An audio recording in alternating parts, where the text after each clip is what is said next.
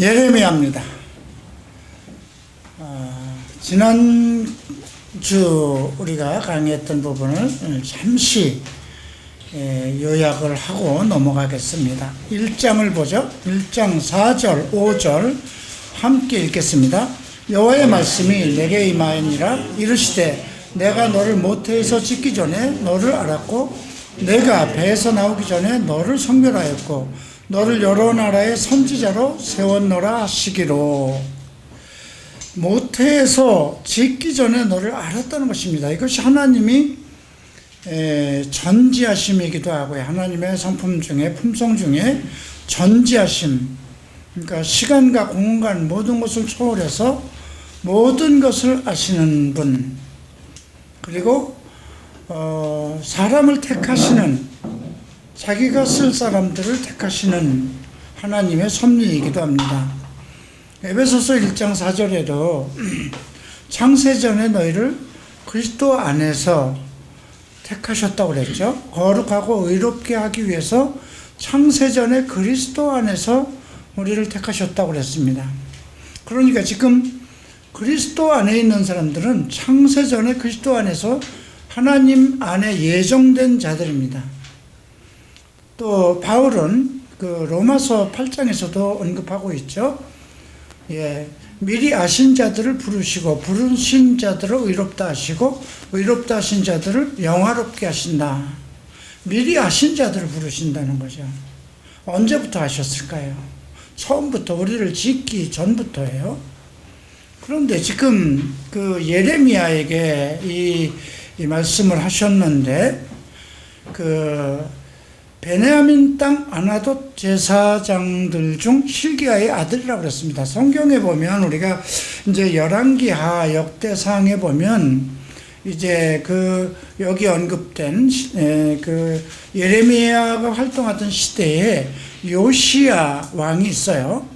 그러니까 요시야 왕은 히스기야의 손자이기도 하죠. 정손자인가요? 히스기야의 아들이 므낫세였고, 므낫세의 아들이 아몬, 그 다음에 아몬이 살해당하고 나서 요시야를 세웠는데, 요시야가 8살에 세웠어요. 근데 여기 이제 제사장들 중에 hil기야의 아들이라고 그랬거든요. 그런데 그 hil기야가 두 사람이 나와요. 역대상 9장을 보면 그 역대상 9장에 나오는 hil기야는 그 포로에서 돌아온 후에 제사장이었어요. 그리고 지금 예레미야는 포로 전이잖아요. 바벨론 포로로 가기 전이죠.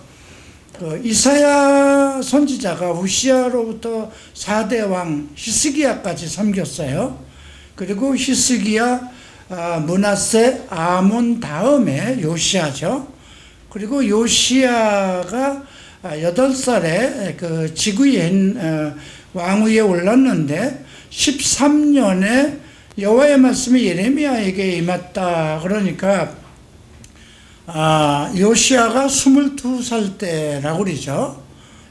그러면 이때가 보통 성경학자들은 예레미야가 17살 정도였다고 합니다.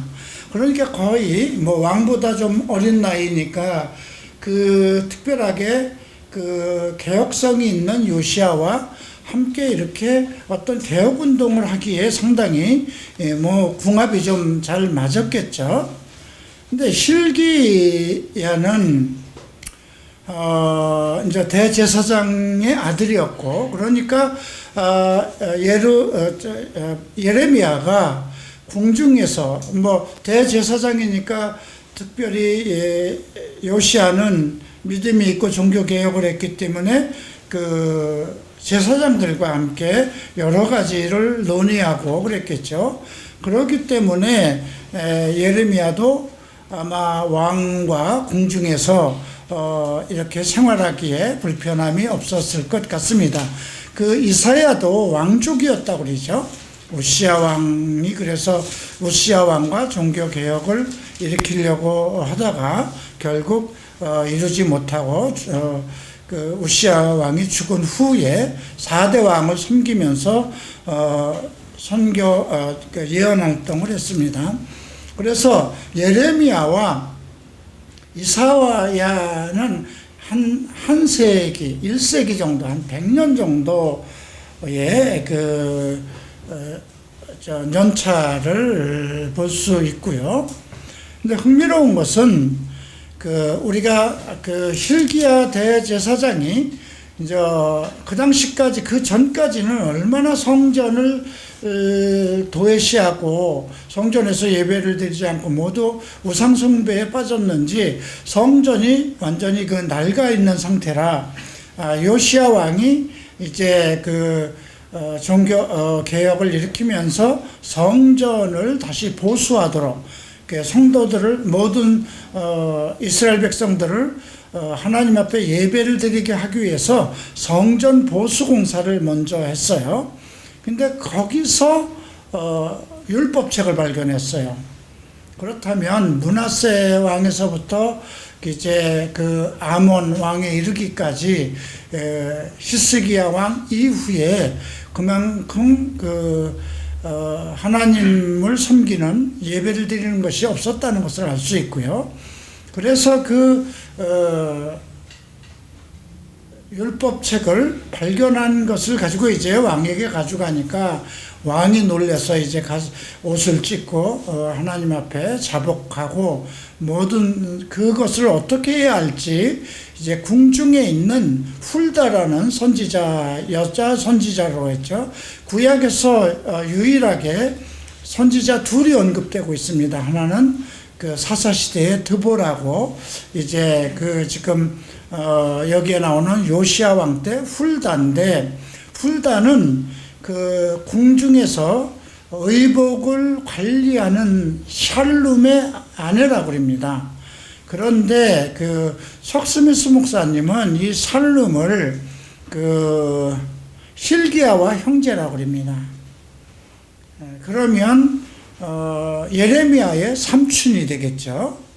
예, 그리고 훌다 여선지자는 외숙모가 되고, 그러니까 예레미야는 어려서부터 종교적인 그런 배경 속에서 자랐고, 또 율법이 발견되면서부터 그것을 아버지 대제사장 되던 아버지 hil기야가 발견을 했으니까 그것을 공부하기에 아버지를 통해서 모든 율법을 가르침을 받고, 또 성경 전반적인 것, 또 하나님을 경외하고 예배를 어떻게 드려야 되는지 모든 성경적인 교육을 훌다나 아니면 아버지를 통해서 어려서부터 영적 성장을 했을 것이라는 그런 추측이 가질 수 있죠.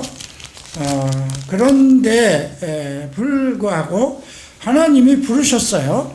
그런데 6절에서 보면 내가 이르되 슬프도소이다 주 여호와여 보소서 나는 아이라 말할 줄을 알지 못하나이다. 참 소년답죠. 이때가 한 17살이라고 그러니까 17살에 하나님께서 너를 선지자로 쓸 것이다. 내가 못해서부터 너를 택하였고 너를 이제 모든 민족과 사람들 앞에 내세울 것이다. 이렇게 하면 겁이 나죠. 자기는 그런 누구를 가리켜 본 일도 없고 또 어떤 예언을 해본 일도 없으니까 나는 아이입니다.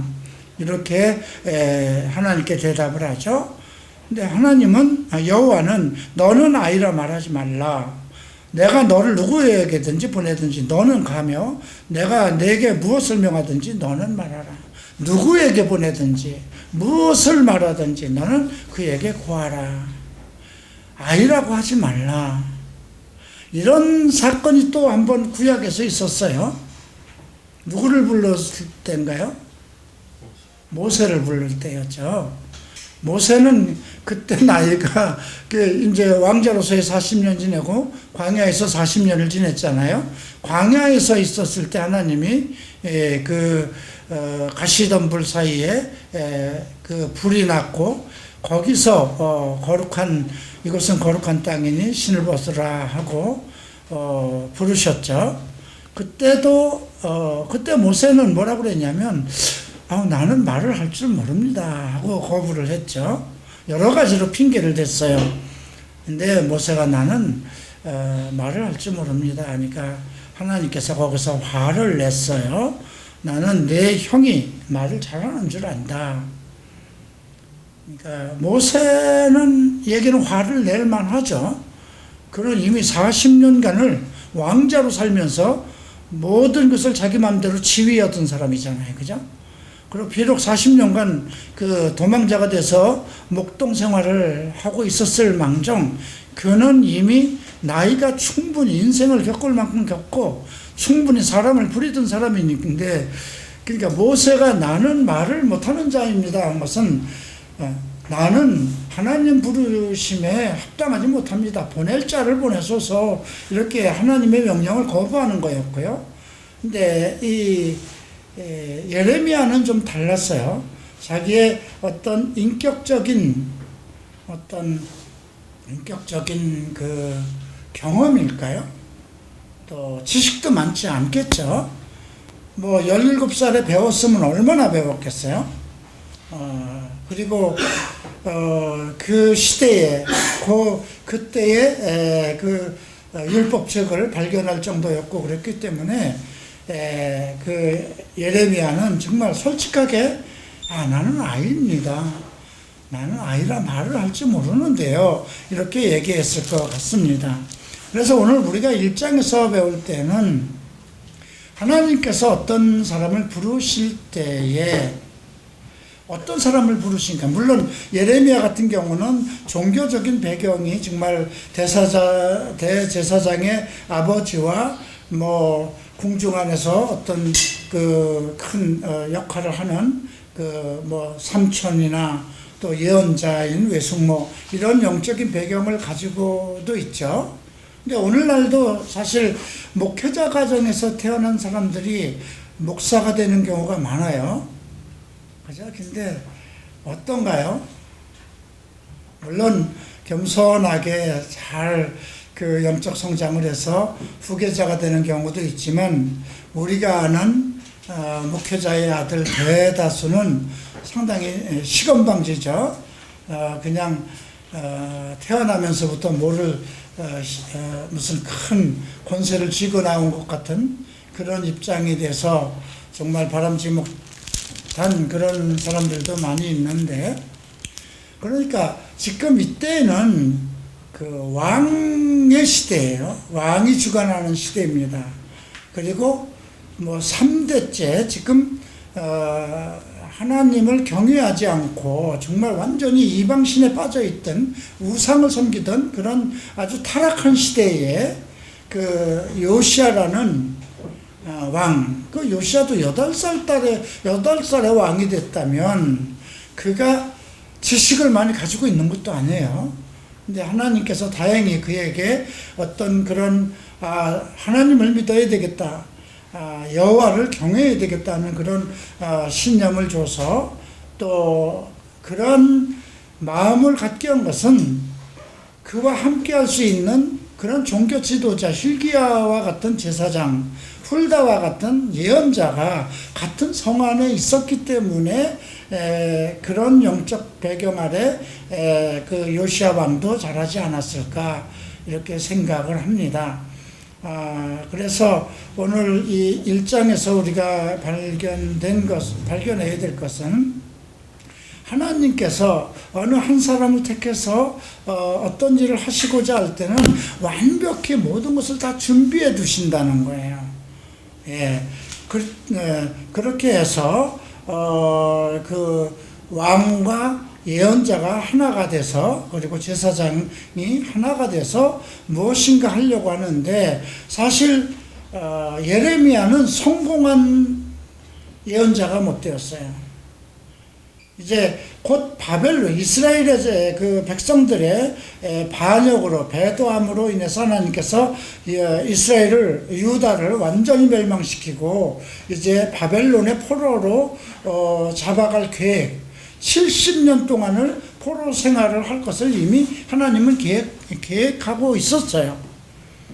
그래서 예레미야가 열심히 그 왕들에게 나아가고 제사장들과 종교 지도자들과 그 장로들과 백성들에게 열심히 외쳤지만 배척을 당했죠.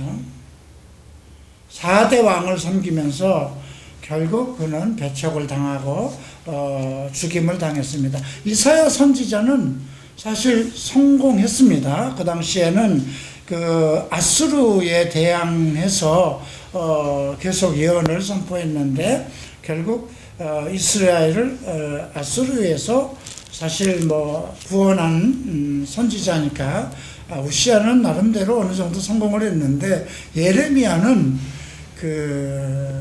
성공을 하지 못했죠. 그래서 눈물의 예언자라는 그런 별명을 얻기까지 했습니다. 자, 이제 우리가 2장을 보겠습니다. 2장은 5절을 함께 읽겠습니다. 나 여호와가 이같이 말하노라. 너희 조상들이 내게 무슨 불의함을 보았기에 나를 멀리하고 가서 헛된 것을 따라 헛되이 행하느냐. 헛된 것이라는 거는요, 바람과 같은 것, 사라져버리는 것, 헛된 것, 허무한 것. 너희 조상들이 내게서 무슨 불의함을 보았길래, 조상대대로 아브라함으로부터 시작된 이스라엘은 정말 하나님의 영광과 이적과 능력을 보고 지내온 민족이거든요. 특별한 하나님의 택하신 민족으로 이스라엘 민족만큼 물론 엄청난 재앙과 책망과 그런 것들이 있었지만 그런 것이 모두 이스라엘 백성을 하나님의 백성으로 만들기 위해서 이끌고 가기 위한 하나님의 계획이었던 것이잖아요. 그런데 얼마나 지금 그 이스라엘 백성이 하나님을 떠나서 얼마나 잘못하길래 지금 이렇게까지 얘기할 때 너희 조상들이 내게 무슨 불의함을 보았기에 나를 멀리하고 가서 헛된 것을 따라 헛되이 행하느냐 그러죠. 이것을 2절을 보면 예루살렘 귀에다 얘기하라는 거예요. 예루살렘은 하나님의 도성입니다. 가장 종교적으로 하나님을 섬기고, 예루살렘은 하나님의 도성이기도 하고 왕이 사는 곳이기도 하고, 예배를 드리는 처소가 있는 곳이고 하나님이 임재한 곳이거든요. 거기 가서 외치라는 것입니다. 청년 때의 인애와 내 신혼 때의 사랑을 기억한다. 너희가 시작했을 때 아브라함과 이삭과 야곱의 때, 다윗의 때, 그리고 그때를 기억한다 이거죠. 내 신혼의 때는 뭘까요? 다윗과 솔로몬의 때를 얘기하는 것 같아요. 가장 이스라엘이 영적으로 번영되었을 때죠. 그런데 지금 내 조상들이 불의한 것이 무엇이 있었기에 나의 불의한 것을 무엇을 보았길래 나를 멀리하고 헛된 것, 바람과 같이 없어지는 것, 허무한 짓거리를 하고 있느냐 이렇게 묻습니다. 자, 8절에서 이런 얘기를 합니다. 제사장들은 여호와께 어디 계시냐 말하지 아니하였으며 제사장을 찾지 않았다는 것입니다. 율법을 다루는 자들은 나를 알지 못하며 관리들도 내게 반역하며 선지자들은 바알의 이름으로 예언하고 무익한 것들을 따랐다. 제사장들이 하나님을 찾아야 되는, 하나님 어디 계십니까? 지금 나라가 이 모양인데 하나님은 어디 계십니까? 하고 제사장들이 하나님을 찾아야 되는 거잖아요. 그리고 13절에 이런 말씀을 하십니다. 함께 읽겠습니다. 내 백성이 두 가지 악을 행하였나니 곧 그들이 생수의 근원이 되는 나를 버린 것과 스스로 웅덩이 판 것인데 그것이 그물을 가두지 못할 터진 웅덩이. 자, 이스라엘은 물이 없었을까요? 물론 예루살렘 성에 그 물이 없었으면서 기온샘에서 퍼올렸어요. 예루살렘은 특별한 그 요새였어요. 바위 위에 있는 요새의 성이었어요. 그래서 기온샘에서 물을 퍼다 올렸어요. 그러나 기온샘에서 퍼다가 그것을 모아두고 물을 먹는 것이 아니라 기온샘에서 퍼가야 되는 거였어요. 그리고 이스라엘은 그 요단강이 기본적으로 있었어요. 요단강이 있었고 예루살렘은 기온샘이 있었어요. 그래서 그 이스라엘 백성들은 그 하나님이 주시는 그 천연적인 그 물을 먹고 살아야 되겠는데 이들이 귀찮은 거예요. 그 물을 길러가기가. 그래서 웅덩이를 팝니다. 근데 웅덩이를 파서 물을 모아두니까 어떻게 돼요? 물이 새버리죠. 흘러가 버리죠. 지금처럼 무슨 우물을 완전히 무슨 콘크리트로 해서 방수를 해서 그렇게 한 것도 아니고, 그 당시에 아무리 웅덩이를 파서 물을 갖다가 넣어도 물이 새버리잖아요. 원래 이 말은 지금 성전에서 흘러내리는 하나님의 생수, 하나님의 말씀을 가지고 살아야 되는데 스스로 웅덩이를 파서 물을 먹으려고 어떤 물을 모아두고 그러니까 우상을 섬겼다는 그 이야기를 이렇게 터진 웅덩이, 물을 모아줄 수 없는 터진 웅덩이를 만든 이 두 가지를 얘기하는 겁니다. 지금 이것을 교회에다가 얘기를 하면 어떤 거라고 봐야 될까요? 이스라엘 백성에게는 하나님의 말씀이 있었어요. 정말 이것이 생수고 만나이고 그래요. 반석에서 나오는 물을 먹었다는 것이 바울이 고린도서에서 언급하고 있지 않습니까? 예, 다 우리가 바다를 건넜고 반석에서 나오는 물을 먹었다. 다 세례를 받았다. 하늘과 구름 바다에서 세례를 받았다. 그리스도의 백성, 하나님의 백성이라는 걸 전제로 하는 것입니다. 근데 이들이 하나님의 말씀, 하나님으로부터 오는 생명을 얻지 않고 뭔가 다른 욕심을 가지고 자기 웅덩이를 판다는 것이죠. 그럼 지금 교회로 하면은 무엇일까요? 하나님의 말씀, 성경을 우리에게 주셨어요. 사도들을 통해서 구약의 예언자들과 구약의 율법과 아울러서 신약의 사도들을 통해서 우리에게 정말 영원한 생명의 말씀, 생수를 우리에게 주셨어요.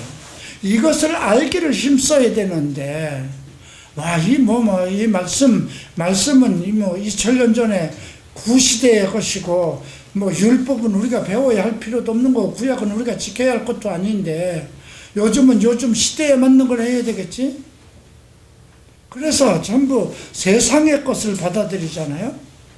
어떤 인생에 문제가 있어도 심리학으로 문제를 해결하려고 그러고, 그 심리학에서 갖다가 어떤 기독교적인 성과 한두 개를 섞어서 그렇게 그 교회 안에 활용하려고 그러고요.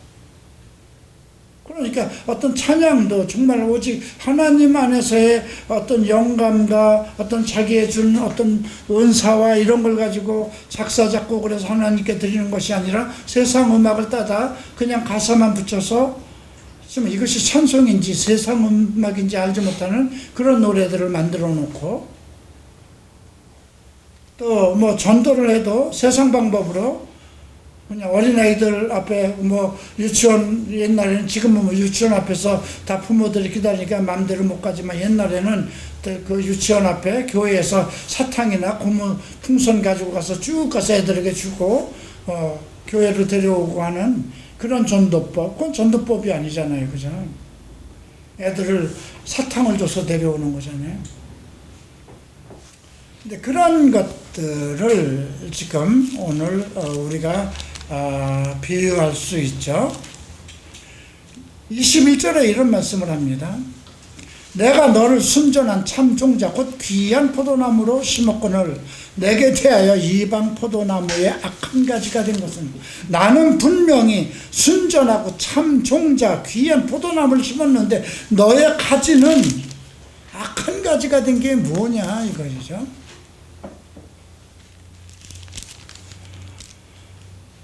자, 이제 이렇게 예레미야 선지자를 통해서 이렇게 되묻습니다. 이제 3장을 좀 보시겠습니다. 3장은 8절부터 10절까지 함께 읽겠습니다. 내게 배역한 이스라엘이 가늠을 행하였으므로 내가 그를 내쫓고 그에게 이혼서까지 주었으되 그의 반역한 자매 유다가 두려워하지 아니하고 자기도 가서 행음함을 내가 보았노라. 그가 돌과 나무와 더불어 행음함을 가볍게 여기고 행음하여 그 땅을 더럽혔거늘 이 모든 일이 있어도 그의 반역한 자매 유다가 진심으로 내게 돌아오지 아니하고 거짓으로 할 뿐이니라. 여호와의 말씀입니다. 지금 배역한 이스라엘, 북이스라엘과 남유다로 나누었어요. 남유다에는 그래도 예루살렘이 있어요. 율법이 거기 있고 하나님이 임재하신 거예요. 그럼에도 불구하고 하나님께서 하나님을 배역했기 때문에 북이스라엘을 완전히 이혼서를 주고 버렸어요. 근데 그것을 보고도 그의 반역한 자매 유다가 진심으로 돌아오지 아니하고, 자, 이제 그의 자매된 북이스라엘이 그렇게 잘못해서 하나님이 그와 이혼을 하고 그들에게 엄청난 재앙을 내렸는데도 그것을 보고도 돌아서지 않았다는 것입니다. 14절을 보죠. 여호와의 말씀이라. 패역한 자식들아 돌아오라. 나는 너희 남편임이라. 내가 너희를 성읍에서 하나와 족속 중에서 둘을 택하여 너희를 시온으로 데려오겠고 내가 또 내 마음에 합한 목자들을 너희에게 주리니 그들이 지식과 명철로 너희를 양육하리라. 돌아오라고 얘기를 합니다. 22절에도 패역한 자식들아 돌아오라. 내가 너희의 배역함을 고치리라. 돌아오라 계속 외칩니다. 지금 우리도 사실 한국교회에 하나님께서 이렇게 외치지 않을까 싶어요.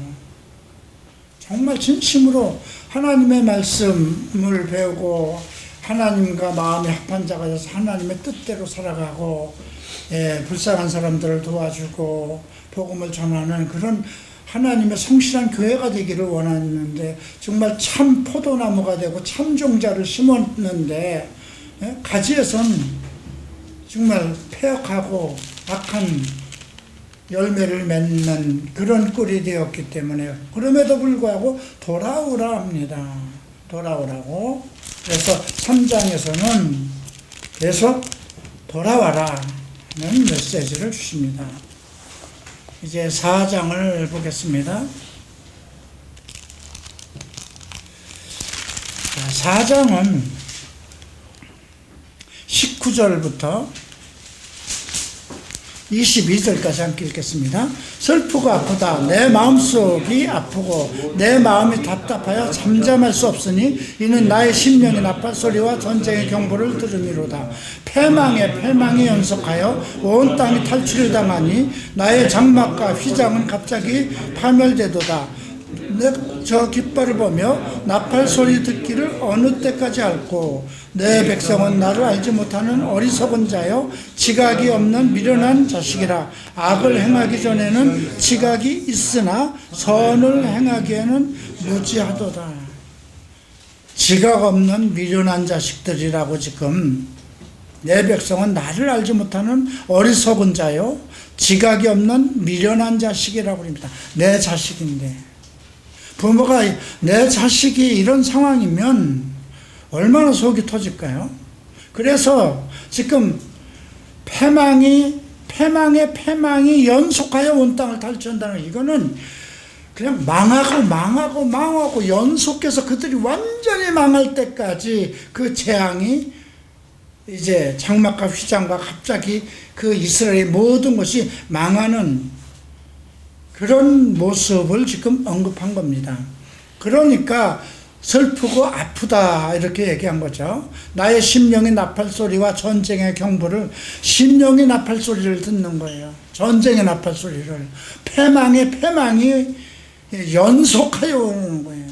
한 번에 끝이는 게 아니에요. 그 이유가 무엇일까요? 내 백성이 나를 알지 못하고 어리석고 지각이 없는 미련한 자식이라. 그래서 어떤 메시지를 하냐면요, 4장 1절을 봅니다. 이스라엘아, 내가 돌아오려거든 내게로 돌아오라. 돌아오려거든 내게 돌아오라 그럽니다. 진실과 정의와 공의로 여호와의 삶을 두고 맹세하면 나라들이 나로 말미암아 스스로 복을 빌며 나로 말미암아 자랑하리라. 진실과 정의와 공의로 여호와의 삶을 두고 맹세하고 그렇게 돌아오라는 것이죠. 예. 다음 또 어떤 말씀을 하는가 보십시다. 5절에 보면 유다에 선포하고 예루살렘에 공포하여 이 땅에 나팔을 보려고 합니다. 크게 외쳐서 모이라고 합니다. 예, 견고한 성으로 들어가자. 이제 우리가 돌아가자. 그렇게 해서 이제 예레미야 선지자를 보고 자 가서 선포해서 그들을 견고한 성으로 들어오게 해라. 근데 이제 6절에서 시온을 향하여 깃발을 세우라. 도피하라. 지체하지 말라. 내가 북장에서 재난과 큰 멸망을 가져오리라. 견고한 성으로 돌아가라는 건 뭐예요? 하나님의 여호와만을 의지하고 여호와께 회개하고 돌아오라는 뜻이거든요. 그리고 이게 두 가지예요. 시온을 향하여 깃발을 세우라. 도피하라. 지체하지 말라. 북방에서 재난과 큰 멸망을 가져오리라. 빨리 회개하고 돌아오면 그만큼 하나님은 그들이 진정으로 회개하고 다 하나님 앞에 돌아오면 그 모든 것을 다 막을 수 있다는 거예요. 근데 지금 멸망이 지금 앞에 있고 패망이 지금 연속으로 올 수 있는 그 상황인데 그들이 돌아올 생각을 안 하는 거죠. 그래서 8절에 보면 너희는 굵은 배를 두르고 애곡하라 이렇게 명령을 합니다. 근데 10절에 보면 이런 말이 있어요. 내가 이르되 슬프도소이다. 주 여호와여 주께서 진실로 이 백성을 예루살렘을 크게 속이셨나이다. 이르시기를 너희에게 평강이 있으리라 하시더니 칼이 생명에 이르렀나이다. 아니 평안을 주고 돌아오라 뭐 그렇게 했는데 이제 이 백성과 예루살렘을 속여서 너희에게 평강이 있을 것이다 했는데 지금 칼이 생명에 이르르지 않았습니까? 지금 저들이 우리를 바벨론이 지금 우리를 치려고 들어오려고 하는 거 아닙니까? 하나님께서 우리를 지키신다고 하더니 이게 무슨 소리냐 이렇게 외치는 것입니다. 그런데 하나님의 대답이 14절에 이렇게 나옵니다. 예루살렘아 내 마음의 악을 씻어버려라. 그리하면 구원을 얻으리라. 내 악한 생각이 내 속에 얼마나 오래 머물겠느냐. 단에서 소리를 선포하며 예브레함 산에서 재앙을 공포하는도다. 이거 빨리 너희가 악한 마음을 씻어버리지 않고 내 모든 더러운 생각, 악한 생각을 비우지 않으면 지금 이게 단에서 소리를 선포하며 에브라임 산에서 재앙이 공포하도다. 이제 곧 예루살렘까지 시온까지 재앙이 올 것을 선포한 것입니다. 자 19절에 슬프고 아프다. 내 마음이 아프고 내 마음이 답답하여 잠잠할 수 없으니 이는 나의 심령이 나팔 소리와 전쟁의 경보를 듣는다. 그러니까 지금 예레미야는 그걸 듣고 있는 거예요. 그 심령이 엄청난 전쟁이 지금 패망을 몰고 오는 그 전쟁이 심령으로 오는 거예요. 만약에 우리가 그 눈을 감았는데 어떤 뭐 핵폭발이 일어나는 그것이 심령 속에서 그것이 곧 일어날 것이라는 걸 알게 되면 얼마나 두려울까요? 근데 예레미야는 그거를 느끼는 거예요. 그래서 패망에 패망이 연속하여 온 땅이 탈취를 당하니 쉬지 않고 계속 아주 예루살렘을 초토화되는 그런 상황. 그 이유가 내 백성의 나라를 알지 못하는 어리석음과 그리고 지각이 없는 미련한 지각이라는 건 어떤 지각이 있으면 무엇을 보고 상황을 보고 깨달을 수 있어야 되는 거잖아요. 그리고 지각이 있으나 더 나쁜 것은 선을 행하기에는 무지하다. 애가 악을 행하기에는 지각이 있어요. 나쁜 대로만 머리를 쓰고 있다는 거예요. 혹시 여러분들 나름대로 머리가 있었죠? 예, 나름대로 무엇을 하면 남들보다 빠르고 손도 빠르고 머리도 빠르고, 그런데 악을 행하기는 지각이 있으나 선을 행하기는 무지하도다. 선을 행하는 것에는 아주 무지하다는 거예요. 할 생각이 없다는 거예요. 자, 그래서 어떻게 할까요? 자, 30절 보죠. 멸망을 당한 자여 내가 어떻게 하려느냐 묻습니다. 멸망을 당한 자여 내가 어떻게 하려느냐. 내가 붉은 옷을 입고 금장식을 단장하고 눈을 꾸려 꾸밀지라도 내가 화창한 것이 헛된 일이라. 연인들이 너를 멸시하고 내 생명을 찾느니라. 네가 아무리 지금 화려하고 뭔가 현실을 정말 아름답고 정말 즐거운 인생을 살고자 해도 너는 멸망을 당한 자라는 거잖아요. 네가 어떻게 하려고 어떻게 하려느냐. 지금 네가 지금 뭔가 편안한 것 같고 뭔가 금장식을 하고 단장하고 화장한 것 같은 그런 것들, 지금까지 누리고 있었던 그 모든 거 다 헛된 일이라는 거예요. 참 과거 이태원 때의 생각을 하면 이 말씀이 꼭 맞는 것 같아요. 근데 그때 뭐 불안이, 견딜 수 없는 불안이 있었어요.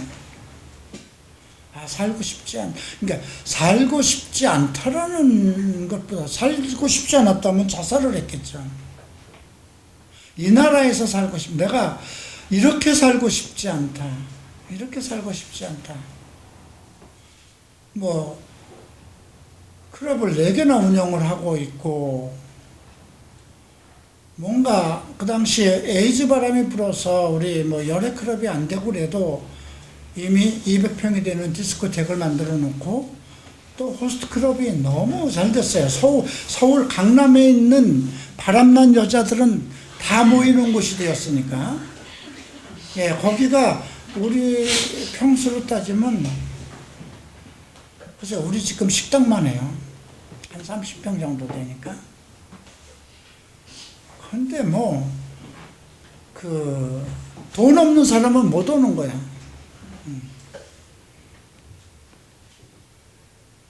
클럽 200평짜리 디스코텍에서 하루 장사하는 것보다 거기가 더 매상에 오를 정도로 다 싫었어요. 물론 사업을 하느라고 빚도 지고, 뭐 가게를 4개씩 운영하면 당연히 빚도 지죠. 그러나 그것을 감당하지 못할 정도는 아니었는데, 한번 이태원 단속 때 구속돼 가지고 40일간 재판받고 나오고, 구속돼 있는 그 구치소에서 있던 그 40일간이 너무 싫었어요. 뭔가 어디로 가야 될까? 그래서 선택한 것이 일본이었어요. 일본에 가서 못 올 줄 알았으면 안 갔죠. 근데 올 수 없는 상황이 돼버리고, 예. 또 거기서 클럽을 차려서 잘 됐는데 죽음이 보이는 거예요. 그 사람이 여러분 잠을 못 잔다는 생각을 좀 가져보세요.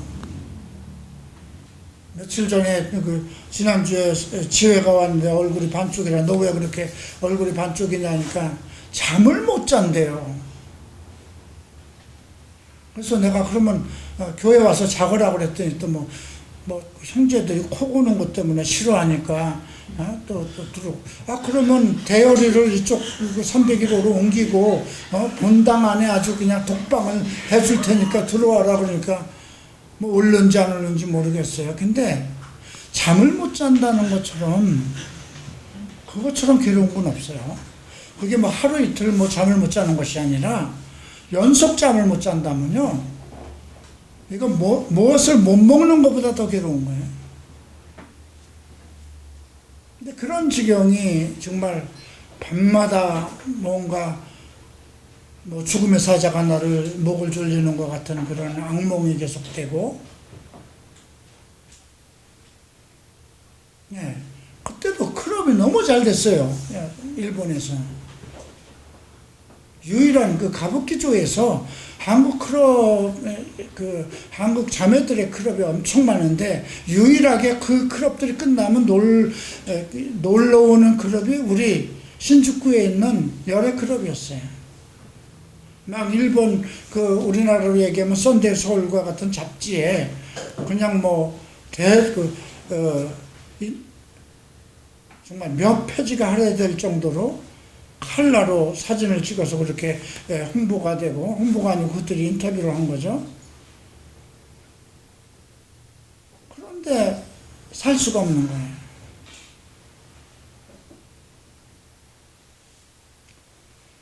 나는 그래서 이제 조영규 목사한테 최종적으로 간 거죠. 왜? 이미 예언자라는 사람을 통해서 너 이번에 그거 다 정리하고 목사 안 되면 하나님이 데려가신다는 그 소리, 그걸 예언자라는 어떤 권사님한테 그 얘기는 들었죠. 그 얘기를 듣고 나니까 더 잠이 안 와요. 죽을 거라는데. 그래서 조영규 목사님한테 마지막으로 해서 그분이 하라면 결정해야 되겠다.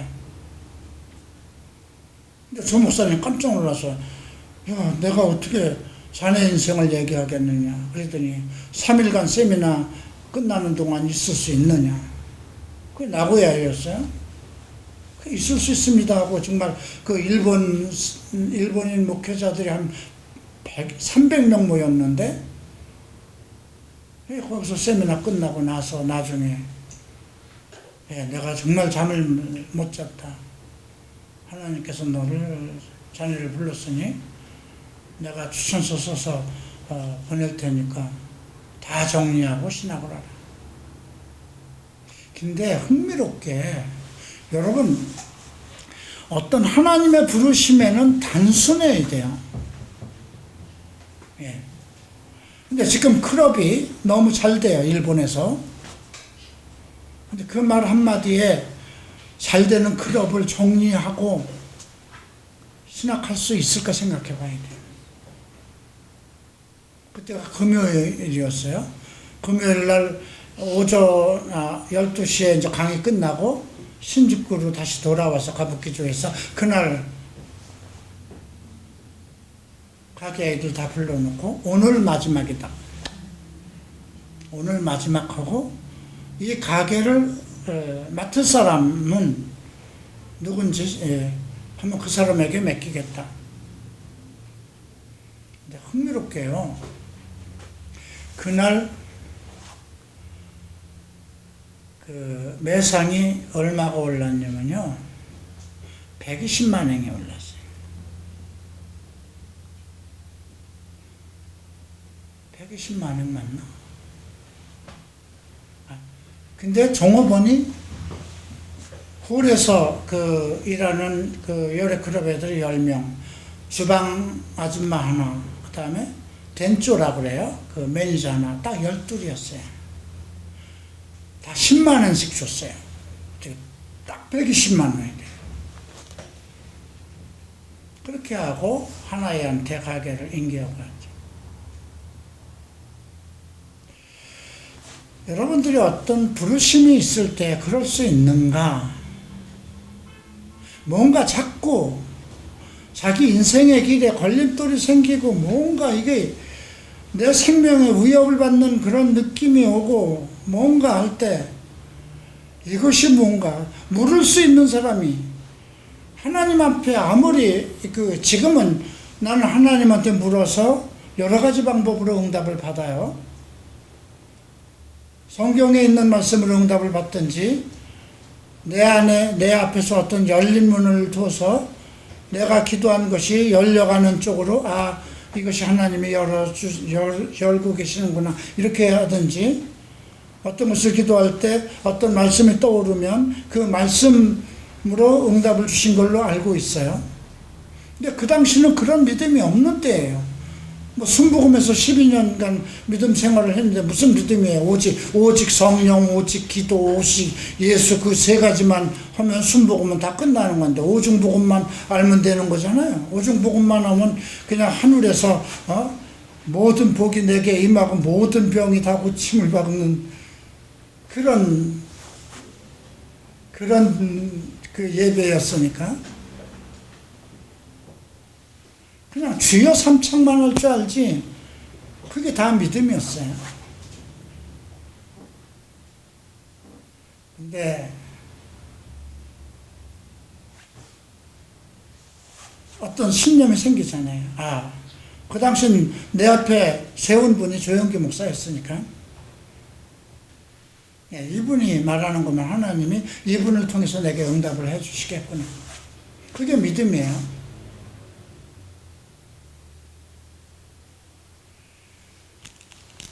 그리고 정리하고 목사가 신학교를 가는데 신학이 되냐고요, 그게.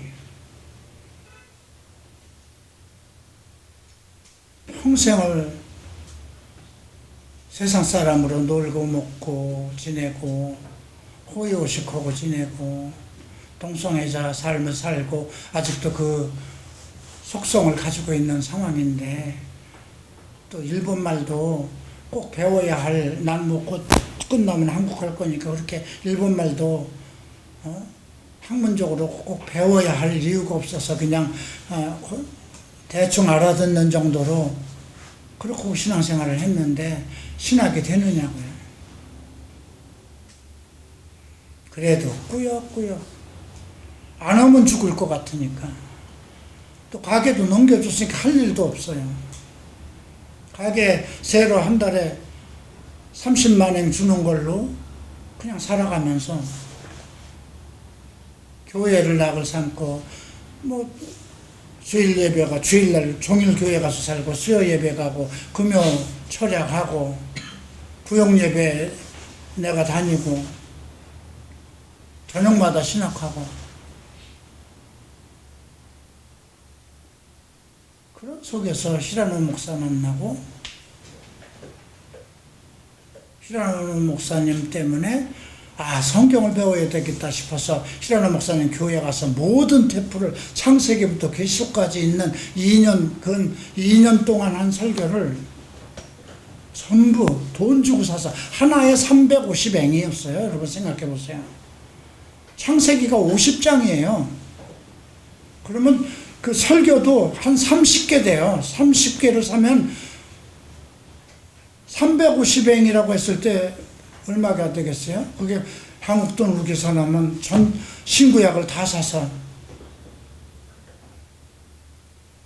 내 믿음 생활은 그때부터 시작된 거예요. 이거구나. 히라노 목사님은 그렇게 성경을 깊게 가르치진 않았지만 상당히 맑고 깨끗했어요. 지금 예레미야를 보면서 한 사람을 불러내실 때 지금도 하나님의 섭리는 똑같아요. 어떤 일을 계획하세요. 내가 여러분들이 부르실 때 나는 교회에서 쓸만한 재능이 하나도 없던 사람이에요. 나는 청년회 때 청년 예배나 이런 것도 몰랐어요. 그죠? 30살에 그냥 뭐 엄청난 큰 교회에 가서 대예배 가서 내가 할 수 있는 건 예배 참여하고 헌금 많이 내는 것밖에 없고, 구역 예배 때 목사님들 오면 잘 대접하고 돈 봉투 두둑히 주는 거, 그런 것밖에 없었어요. 그게 믿음인 줄 알았어요.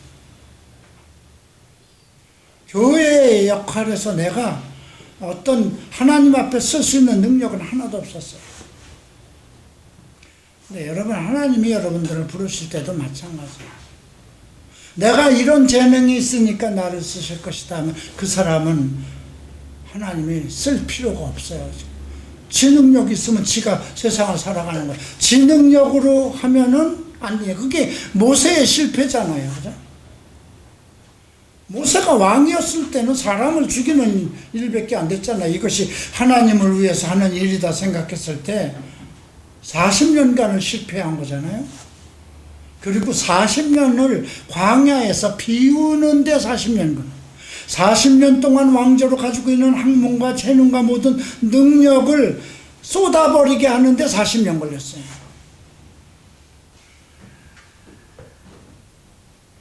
없어야 돼요. 나는 아무것도 없어. 그러니까 지금 예레미야를 부르는데, 예레미야가 정말 제사장의 가문에서 태어났고, 아까 얘기했듯이 외숙모 예언자가 있고, 그런 삼촌이 어떤 그 궁중에서의 어떤 그런, 나름대로 어떤 역할을 하는 그런 속에서 잘 자랐을 거예요. 나름대로 율법에 대해서도 공부를 충분히 했을 거고, 어떻게 하나님을 예배드리는 것인지 어려서부터, 제사장 가문에서부터 잘 훈련이 됐을 거예요. 근데도 하나님이 부르실 때 나는 말할 줄 모르는 아이입니다. 이 고백이 필요한 거예요. 나는, 모세도 마찬가지예요. 나는 말을 계속 핑계대잖아요. 나는 할 수 없습니다.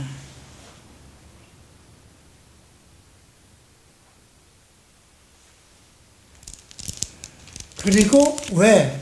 자기 능력이 없어야 하나님의 능력은 그걸 쓰죠. 그죠? 자기 능력을 가지면, 자기 능력을 가지고 하나님의 능력을 어느 걸 우선으로 하겠어요? 자기 방법을 먼저 하지 하나님의 방법을 안 하죠. 왜? 하나님의 방법은 생소하잖아요. 내 방법은 내가 익숙하고 내가 잘 할 수 있는 것인데, 하나님이 이렇게 하라는 건 정말 힘들고, 그러니까 요나가 도망가는 거예요. 그죠? 아니, 도대체 왜 니느웨에 가서 복음을 전하라고 그래? 그들은 원수놈들인데, 망해야 되는데. 그래서 오늘 예레미야를 보면서는 이런 부분을 우리가 생각해야 되고요. 이제 5장으로 넘어가 보십시다. 5장은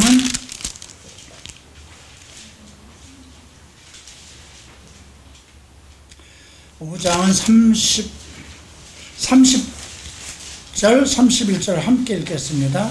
이 땅에 무섭고 놀라운 일이 있도다. 선지자들은 거짓을 예언하며 제사장들은 자기 권력을 다스리며 내 백성은 그것을 좋게 여기니 마지막에는 너희가 어찌하겠느냐. 무섭고 놀라운 일이, 영어는 여기서 원더풀이라는 말이 나와요. 우리가 이사야 선지자를 보면 원더풀이라는 건 아주 놀라운 기이한 일을 얘기하는 것인데, 어떤 일에 놀라운 일일까요? 제사장들이, 선지자들이 거짓을 예언하고 제사장들은 자기 권력으로 다스리며 내 백성들은 그것을 좋게 여기는 거, 이게 정말 놀라울 일이라는 거예요. 지금 이거 우리 교회에 메시지를 주는 거예요. 오직 성경 공부하자 그러면 다 도망가죠. 집사고 권사고 장로고 우리가 무슨 신학을 할 겁니까? 목사가 될 겁니까? 무슨 성경 공부냐고. 여러분들도 아마 그랬어요. 그냥 간단하게 그냥 퀴트 나가지고 하고, 조모임에 이렇게 맡겨서 유아반이든지 초등학교를 이렇게 맡기면 그거 하는 것에 좋아서 성경 몇 개 가지고 그거 하는 것만 즐거워했잖아요. 창세기부터 계시록까지 배우자, 공부하자 그러면 남았겠어요? 다 도망갔지. 그래서 내가 우리 교회로 오면 한 6개월만 네 생각은 다 버리고 6개월만 좀 나를 따라서 성경을 배우자. 자기대면 과정을 시작하는 것도 그 이후에서였어요. 그냥 자기대면 안 하고 창세기부터 계시록 가리키면 돼요. 근데 성경 공부 창세기부터 계시록 하자면 여러분들 여기 남아 있었겠어요? 우리 교회에서도 다 성경 가리키거든요. 근데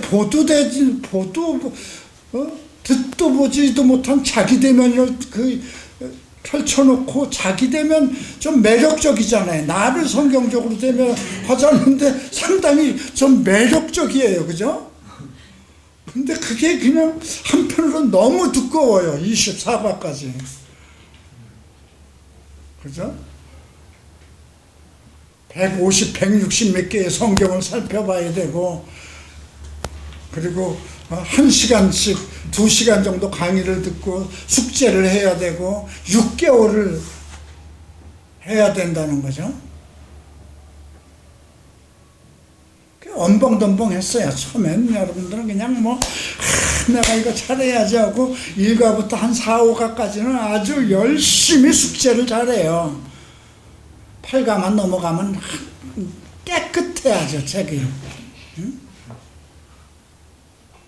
그래도 이게 중간쯤 오니까 빠져나갈 수가 없는 거예요. 그죠? 나름대로 그 한과 할 때마다 거기서 언급되는 한 성경 한 구절이 그냥 가슴에 꽂히는 성경 구절이 가슴으로 다가오는 거야. 그지? 나는 청년의 정욕을 감당할 수 없는데 청년의 정욕을 버리고 주를 깨끗한 마음으로 부르는 사람들과 의와 사랑과 화평을 쫓으라. 근데 정말 그 말씀이 맞거든. 청년이 어떻게 정욕을 이기겠습니까? 오직 주의 말씀을 따를 것입니다. 합당한 말이잖아요. 그래서 자기 대면을 가지고 그것도 이제 돈을 안 받고 오면 중간에 다 나가요. 지쳐서. 그래서 돈 25만 원이라는 돈을 50만 원이라면 들어오겠어요? 25만 원은 어떻게 해서든지 만들 수 있잖아. 50만 원 같으면 못해. 25만 원은 어떻게 해서든지 낼 수 있어. 그죠? 그래서 자기 대면에 코를 끼워서 6개월 동안 성경을 그래도 듣다 보고, 그러면 그것만 들을 수 없잖아요. 주일날 와야 되고 수요일날 와야 되고, 안 오면 여러 가지로 내 얼굴 보기가 참 민망하니까. 그죠? 주일날만 차로다가 수요일날만 안 와도 나는 그냥 그 사람 얼굴이 보기 싫어요. 이전까지 6개월을 다 왔는데 오늘은 좀 걸러야지 하고 안 오면 그때부터 그 사람 얼굴이 안 보여요. 그러니까 그런 가정들이, 근데 지금 이게 5장에서 놀라운 일이 있다. 선지자들이 거짓을 예언하고 제사장들이 자기 권력으로 다스리고 내 백성은 그걸 좋게 여긴다는 거예요. 지금 교회 목사들이 축복 얘기만 하고 비유 맞춰주고 그냥 권사님 장로님 오면 그것에 야 너 어떻게 그렇게 잘생겼냐, 야 너 그래 뭘 잘하니까 너 그러면 우리 유아부를 좀 맡아봐라, 초등부를 맡아봐라, 너 오늘부터 뭐 교사야, 뭐 이렇게 세우고. 근데 마지막에는 너희가 어찌하겠느냐 그러죠. 근데 4장에서 지금 그 뒷절에서 뭘 물어봤어요? 4장 30절에서 멸망을 당한 자여 내가 어떻게 하려느냐. 하나님을 벗어나고 지금 이제 패망과 패망이 연속해서 온 땅으로 달겨 들어오는데 아직도 너는 나를 알지 못하고 악을 행하는데 지각이 있고 선을 행하는 데는 무지하고, 근데 멸망한다. 이미 멸망을 당한 자라는 거죠. 네가 어떻게 하랴 이렇게 묻죠. 근데 5장에서 그들의 잘못된 점을 딱 집어서 얘기합니다. 자, 이제 그 5장을 보죠. 5장 1절 함께 읽겠습니다. 너희는 예루살렘 거리로 빨리 달리며 그 넓은 거리에서 찾아보고 알라. 너희가 만일 정의를 행하며 진리를 구하는 자를 한 사람이라도 찾으면 내가 이상읍을 용서하리라. 어땠을까요? 지금 예루살렘은 하나님의 도성이고 매일 그 제물을 바치고 초하루에 제물을 바치고 절기마다 예물을 드리고 안식일마다 예배를 드리는 그곳인데, 진리를 하는, 정의를 행하고 진리를 행하는 자 한 사람이라도 찾으면 이 성을 용서하리라. 이거 어디서 듣던 얘기죠? 창세기 19장에서 나온 얘기예요. 창세기 18장에서 나온 거예요. 그죠?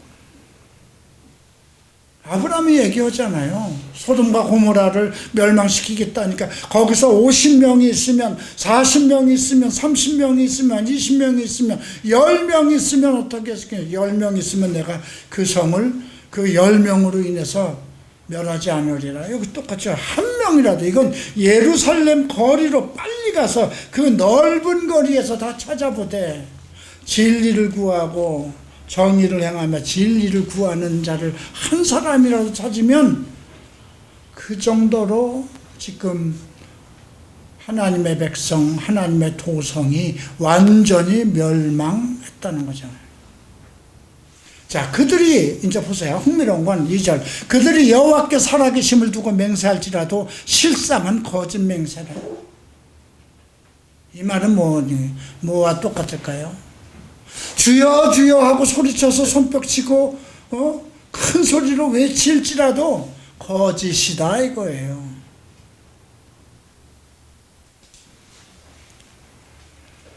자, 그래서 5절에 뭐라고 그럽니까?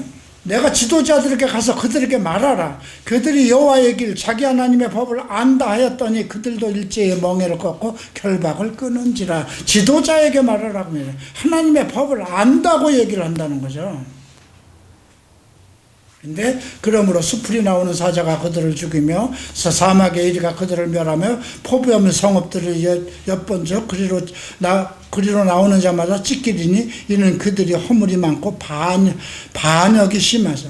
지도자들에게 허물이 많고 반역이 심하기 때문에 지금 이렇게 동물들에게, 사자들에게, 표범들에게 완벽하게 다 죽일 거라는 거죠. 그러니까 이 예레미야가 예언을 다 끝난 무렵에 이스라엘 왕족이 전부 다 그냥 쇠사슬에 끌려서 바벨론으로 포로가 되잖아요.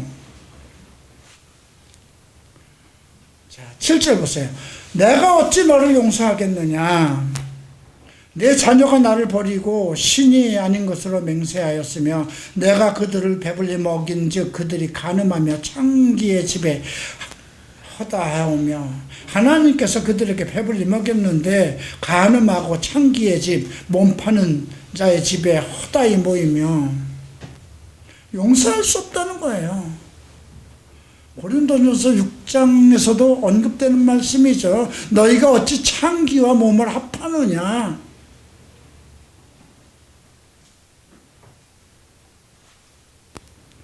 10절 보죠. 그 성벽으로 올라가 무너뜨리되 다 무너뜨리지 말고 그 가지만 꺾어버리라. 여호와의 것이 아님이라. 근데 흥미롭죠? 성벽에 올라가 무너뜨리되 다 무너뜨리지 말고 가지만 꺾어서 버려라. 여호와의 것이 아니기 때문이라고 그러죠.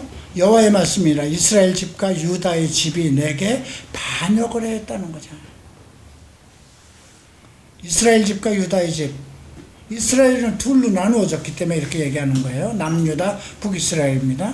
그들이 여호와를 인정하지 아니하며 말하기를 여호와께서는 계시지 아니하니 재앙이 우리에게 임하지 아니할 것이요 칼과 기근이 보지 아니할 것이며.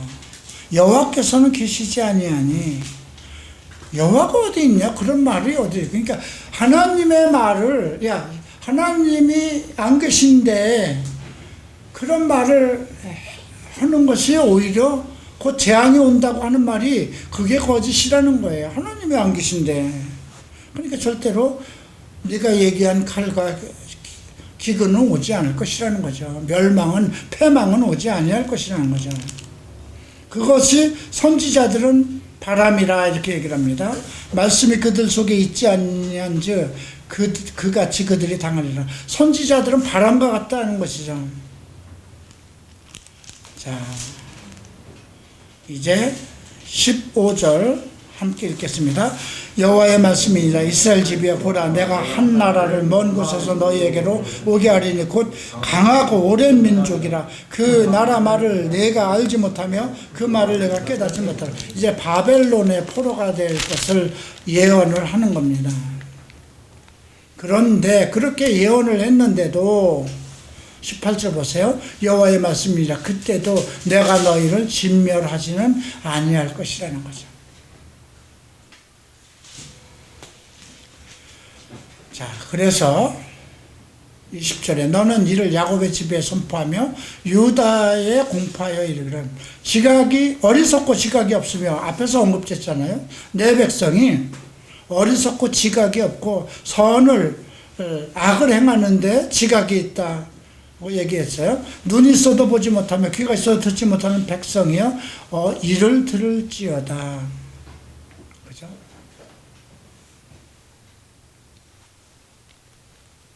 그럼에도 불구하고 그 백성들은 이미 그 23절에 배반하고 반역하는 마음이 있다고 그럽니다. 마음속에. 그래서 뭐라고 그러냐면, 너희 마음으로 우리에게 이른 비와 늦은 비를 때를 따라 주시며 우리를 위하여 추수기한을 정하시는 우리 하나님 여호와를 경외하자 말하지도 아니하니. 하나님을 경외하자. 늦은 비와 이른 비를 주시니 우리의 모든 추수기한을 넉넉히 정하시고 하니 그 하나님을 경외하자, 존경하자, 그런 말도 하지 않는다는 거죠. 그러니까 놀랍고 놀라운 일이 일어난 이런 상황, 이런 믿음의 상황이 된 게 왜 그러냐. 선지자들이 거짓을 예언하고 제사장들은 자기 권력으로 다스리며 내 백성은 그걸 좋게 여기는 이런 시대가 왔다는 겁니다. 자, 오늘 이제 5장까지 공부했습니다. 다음 주에 6장부터. 예레미야는요, 결국은 뭐냐면, 예레미야는 이스라엘 백성들에게 곧 다가올 재앙을 선포하고 지금이라도 빨리 회개하고 돌아와라. 그런데도 안 듣는다는 거예요. 거짓 선지자들의 말이 완전히 예루살렘을 완전히 포효하고 모든 백성들은 거기에 취해서 살기 때문에 하나님이 하시는, 하나님을 통해서 예레미야에게 전달되는 그 메시지를 안 듣는다는 거예요. 이미 그만큼 그들 생활 속에 하나님의 말씀이 아닌 것이, 그러니까 생수가 아닌 것이 그들의 물이 되었다는 거예요. 그래서 아까 2장 13절에 나오는 거죠.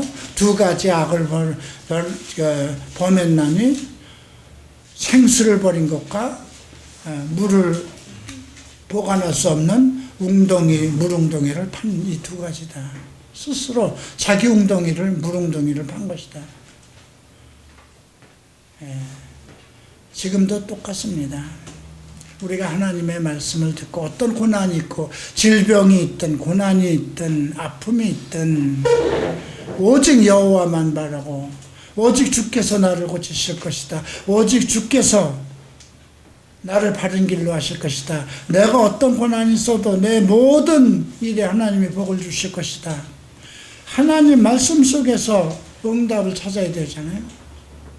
내가 말씀이 육신이 되어, 예수께서 말씀이 되어 육신이 되어 우리 가운데 오신 것처럼 내가 말씀을 내 생활로, 내 인생으로 잡아서 살아가야 되지 않을까요?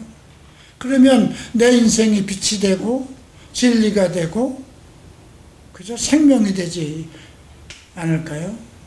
영생에 대한 정답을 예수님께서는 영생은 참 하나님과 유일하신 참 하나님과 그의 보내신 자 예수 그리스도를 아는 것이라고 그랬어요. 진리는 하나님의 말씀입니다. 진리로 저희를 거룩하소서.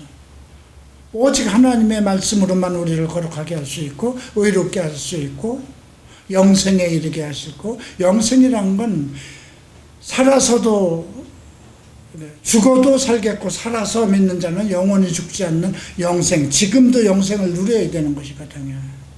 진리가 우리 안에 함께할 때 내 인생에 하나님의 말씀이 그대로 조명을 받고, 오직 하나님에게 순종한다는 게 무엇일까요? 이제 우리가 6장, 7장에서 볼 때는 이제 그에 대한 걸 얘기를 이제 듣습니다. 우리가 진리를 따라야 되고 의존하고 하는 그런 것을 이제 배우게 되는데, 그래서 예레미야서를 통해서 우리가 배워야 할 것은 빨리 돌아가자. 세상을 믿지 말자. 오직 여호와를 경외하자. 오직 진리만을 찾자. 생수의 진리를 찾아서 그 말씀과 함께 살자. 그가 내 모든 것을 아시고 나를 인도하실 것이다 하는 메시지입니다. 기도하고 마칩니다. 존귀하신 주님, 감사합니다. 예레미야 선지자를 통해서 우리에게 오늘 우리를 책망하시고 우리에게 바른 길을, 옳은 길을, 진리의 길을 보여주심을 감사합니다.